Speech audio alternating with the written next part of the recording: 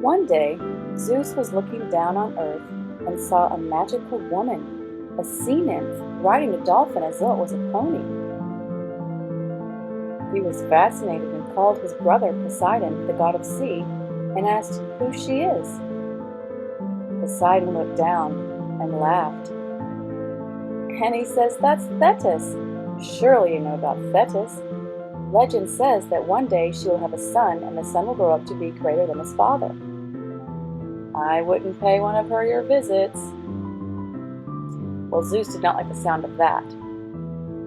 He decided to send down Aphrodite to shoot an invisible arrow in the heart of King Peleus to make him fall in love with this sea nymph Thetis.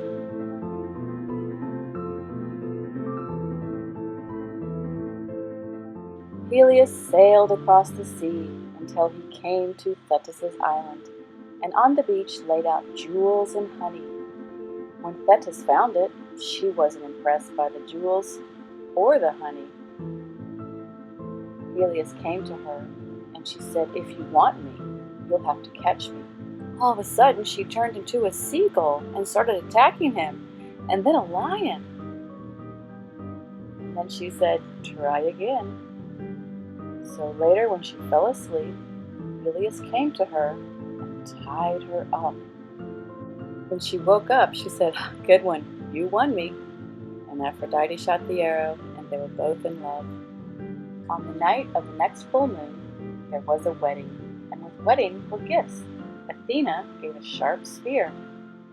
Eris gave a breastplate with stars. Aphrodite gave Thetis a ring. Poseidon gave 4 white horses. Zeus gave them an army of warriors called myrmidons. Well, the goddess Eris, the goddess of strife, wasn't invited. She was angry. She felt sick, so she dropped down an apple as her gift. Peleus caught it and looked at the note that it said. It said, "To the fairest." Well, suddenly Athena appeared, and she put out her hand, because she's the fairest. And then Hera appeared. No, she's the fairest. And Aphrodite appeared and put out her hand. "I'm the fairest." Well, Peleus couldn't decide, so Zeus looked down and saw a beautiful man, Paris, and said, "Hey, Hermes, go tell Paris he's the one who can decide who the most beautiful goddess is." So Hermes told Paris he was the one to choose and snapped his fingers, and all the goddesses were there. So Hera came forward, who's the wife of Zeus, and she said, "Paris, choose me. I'll give you power." And then she looked at Aphrodite and she said, "Hey, Aphrodite, no fair. Take off your belt of love and desire." And then Athena came and she said, "Paris, choose me, and you will be famous for your wisdom and your cleverness." And then Aphrodite said, "Paris, choose me, and I will give you the most beautiful woman in the world." And Paris said, "Who is she?" And she said, "Her name is Helen, the wife of Menelaus, king of Sparta. I will bind her with love for you." And so Paris decided, "Okay, you get the apple, Aphrodite." And the other goddesses laughed. "You fool! You're not serious to choose love over wisdom or power." And when they realized he really was serious, they made a plot to have Paris killed and to have Troy burnt to the ground.